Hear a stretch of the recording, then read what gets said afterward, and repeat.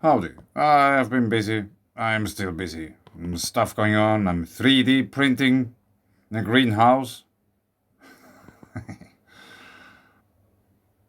Potato? Potato, yes?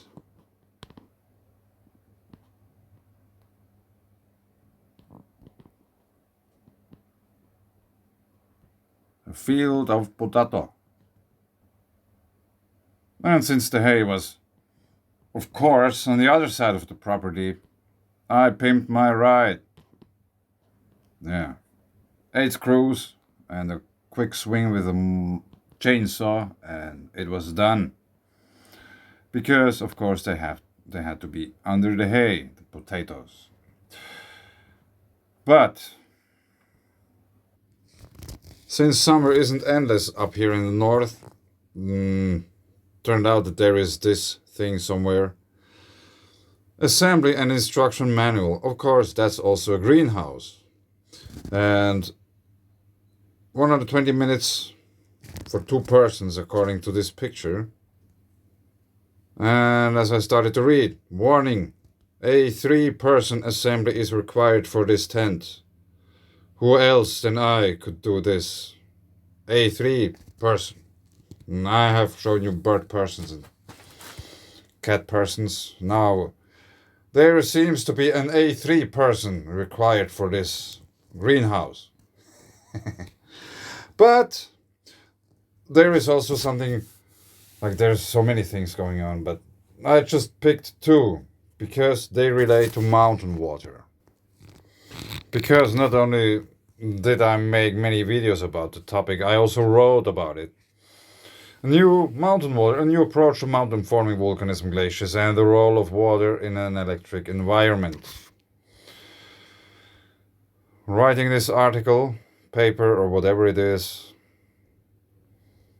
back then started with this article. Textbooks and geosciences may be wrong about how the Alps were formed. It was in SciTech Daily, 2020, ETH Zurich.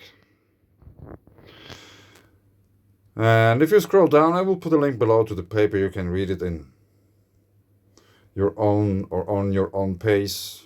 There are, I at least think, interesting things in this paper. Not only do we have, let's just watch quickly the pictures. Pile dwellings. Some of them look like this. They are in a museum nowadays. You can go around. There are many of them around the Alps. Who knew? Did you? We have thermal baths, geothermal activity within the Alps and all around it. The Romans knew that. Geothermal potential in Central Europe. Yeah, and I want to point out Turkey.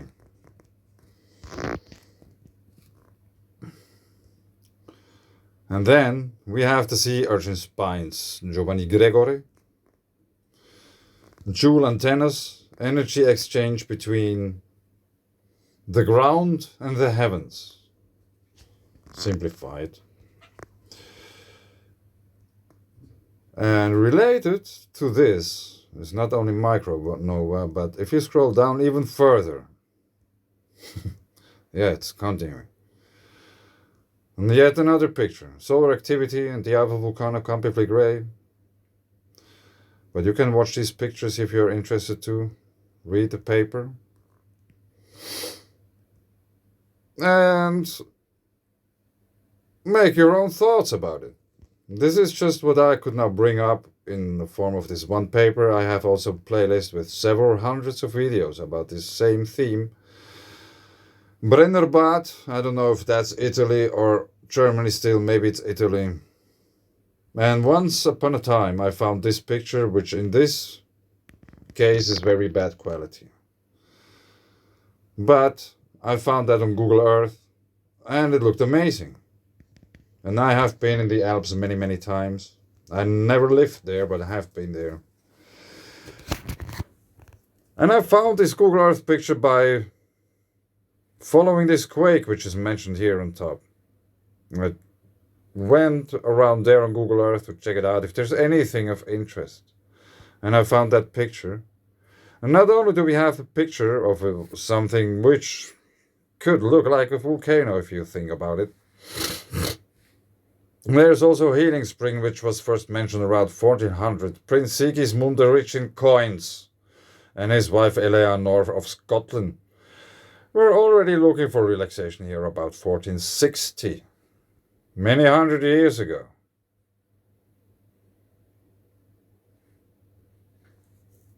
And some days ago or something, I made a video when I went to Windy and checked webcams. Bordalino Porto. I would say that there is something going on. There might be a mountain beneath that. This mountain doesn't seem to do much. But here we have something. Bordolino Bunta Cornichello. I am the great Cornichello.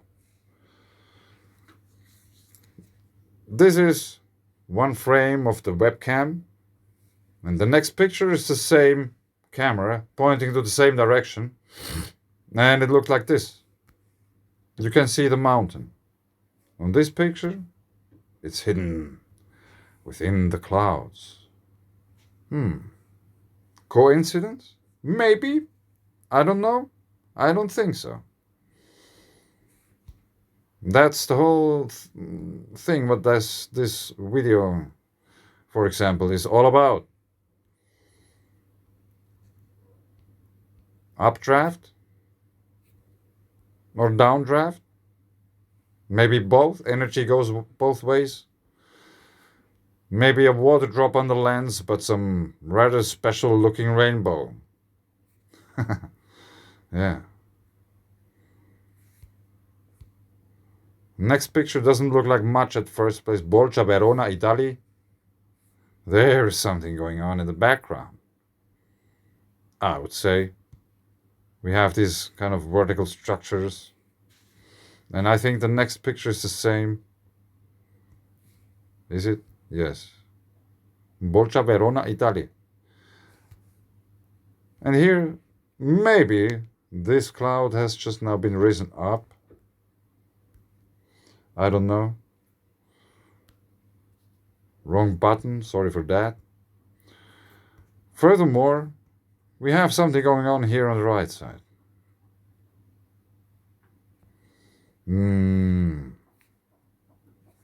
At least I find these things very interesting. But wait, I still have something. I have a point in all this, why I showed you all these very beautiful clouds which don't do anything, maybe. There is definitely something rising, I think. Doesn't somehow look it would come down. But this is just what I think. I only present findings. I tell you what I think about the things I see and why. But don't believe me, make your own thoughts about that. There is also here maybe something going on. I think that's Zurich. Is it? One day ago? Zurich, Altstadt Hauptbahnhof, Limmatzil. Yes, Zurich. Switzerland. And also here. Maybe? Yeah. I have no confirmation on these.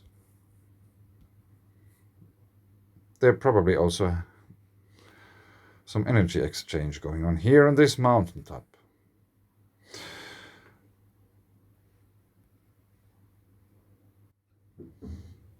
And today, probably some of you have seen it already, but I just saw it today.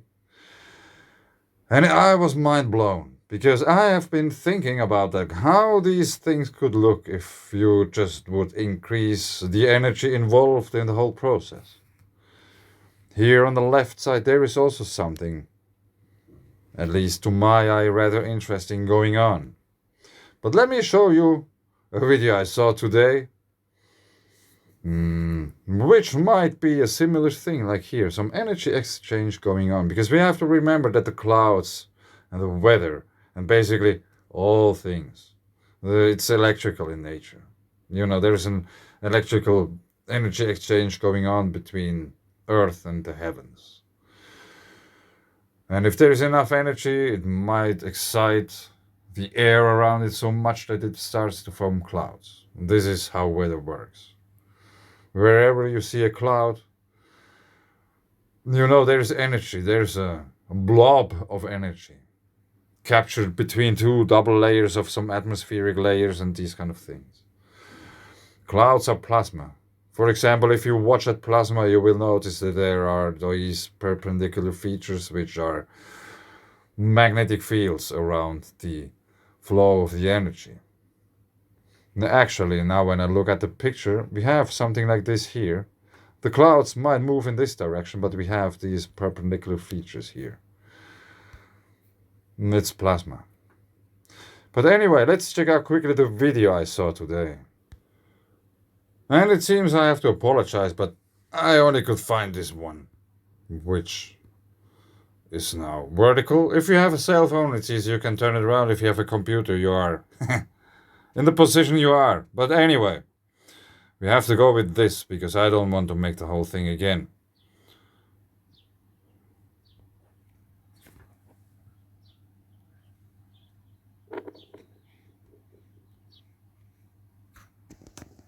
I figured out that's too stupid to watch it sideways, so I took a screenshot and we can watch at the screenshot. From the video I will put a link below, give all the props you can to the maker of this video because that's something very amazing. I didn't have time yet to check it out further, which exact mountain we are talking about. Is there a possibility that there could be a glacier on top of the mountain, which would be very interesting? Once again, I refer to my paper Mountainwater. Because in the paper I tried to explain that the possibility for having these kind of volcanoes, cryptodomes they are called, or source domes, basically mountains out of which there's water pouring, wells, springs, mineral springs. It all ties into that. And cryptodomes, some of them are rather known, like Mount St. Helens in the USA, which has the world's fastest growing glacier in its caldera. And everybody knows it's a volcano. I have been showing this picture many times in my videos, and it's also in my paper.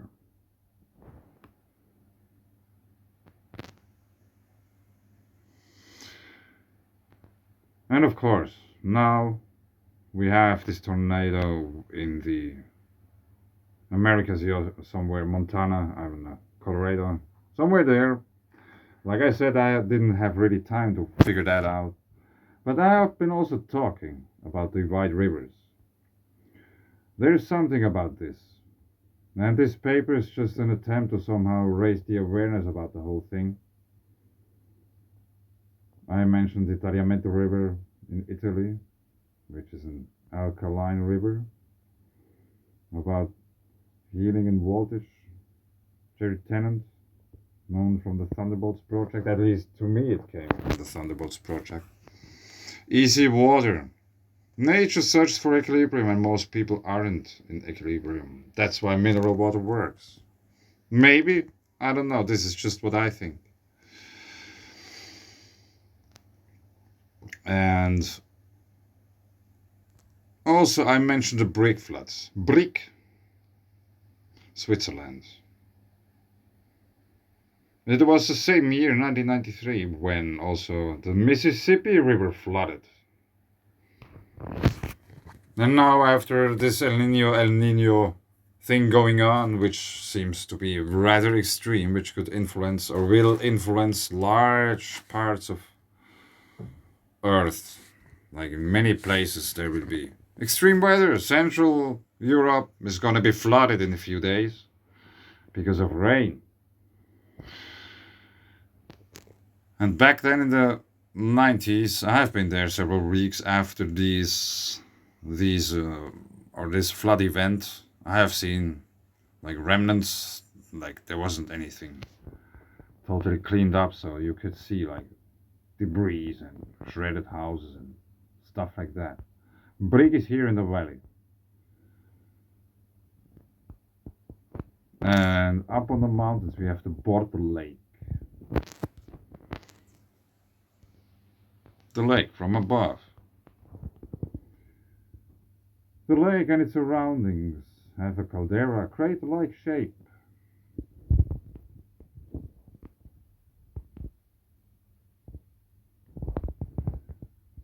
Also the river Saltina, which is here marked as the drainage path, drainage?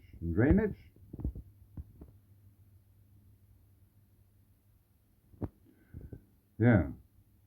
Saltina translated means somehow to jump. So the river was known for having flash floods in the past. And because we have this ice pattern we have here on top of the lake, also these pictures are all from Google Earth. We have different colored sediments, which isn't that well visible here on this picture. But I think that's fed from below.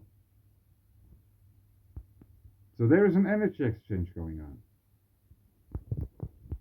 Because of this circular pattern, it seems to me that this is fed from below.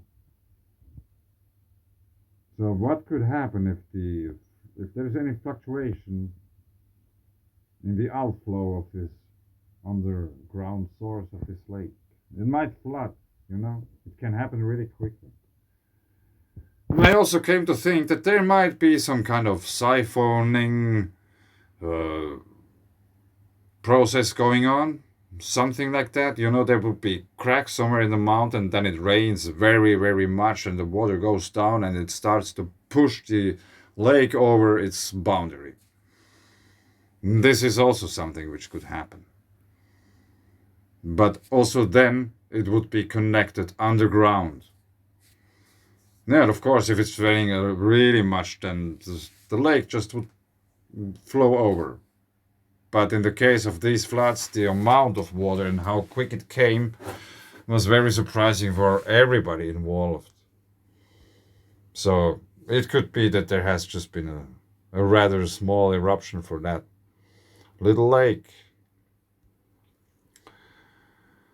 Yeah, let's just go quickly through the conclusion. Possibly glacier carrying mountains and mountains with craters on top of which are fed from groundwater. Hence lakes should be called cryptogeysers because they are active geological features. They should be treated with respect because they can be very dangerous. Millions of people live within the Alps region, many probably totally unaware of the danger potential of their environment. While glaciers are considered as contemporary lava streams. Yes, this is one of the conclusions I came to make, that glaciers are contemporary lava streams made of water. Which means it is part of a volcano which do erupt with water, or does, each according to its own frequency. This explains glaciers in a totally different context from the commonly accepted science.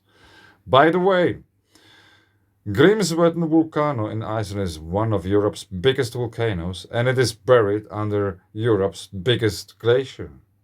This may be not so much of a coincidence after all.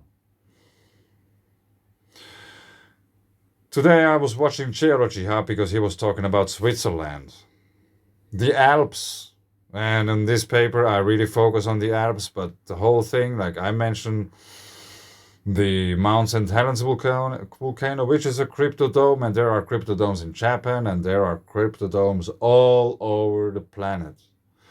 Every hill, every mountain where you have several water veins or lakes on top and stuff like that, maybe should be considered as a cryptodome. In other words, a volcano. Because the abundance of water on Earth is so much, it's unimaginable. So I just think we have to take into consideration that we have probably many, many volcanoes which erupt with water and not with lava. For just for the simple reason that there is so much more water than lava. Like, how to put it? There are different kinds of lava, but usually people consider lava as this red hot stuff which is pouring out of the ground. But if you think about the whole water thing, there is like so much water pouring out of all kinds of mountains, tropics or elsewhere. If it's elsewhere, let's say in more or less freezing conditions, they will form glaciers. And if the earth tilts over again places where we have now glaciers, there will be rivers, and places where has been rivers, there will be glaciers. If part of the earth which is now at the equator goes to the North Pole, for example, Johnny Beckhoff effect, tennis racket effect, and it's all of a sudden at the North or South Pole, it will freeze over, but this probably doesn't stop the water from the ground rising up, so it will push the ice downwards or forwards, because a glacier doesn't need any hill or anything like, or a slope in general to form. So glaciers, we have glaciers like on really flat surfaces. They just spread all over the place. If the source of the water is on top of a mountain, it will go downhill. But it doesn't need any slope or whatever thing for a glacier to form. So that's already very long. Maybe I will go over this Geology Hub video about the landslide in Switzerland probably in another video, because this is already very long. I don't know if anyone has the patience to listen all to that. Yeah, so this video will be continued. Thank you. I'm hungry. I need to eat. Thanks. Bye.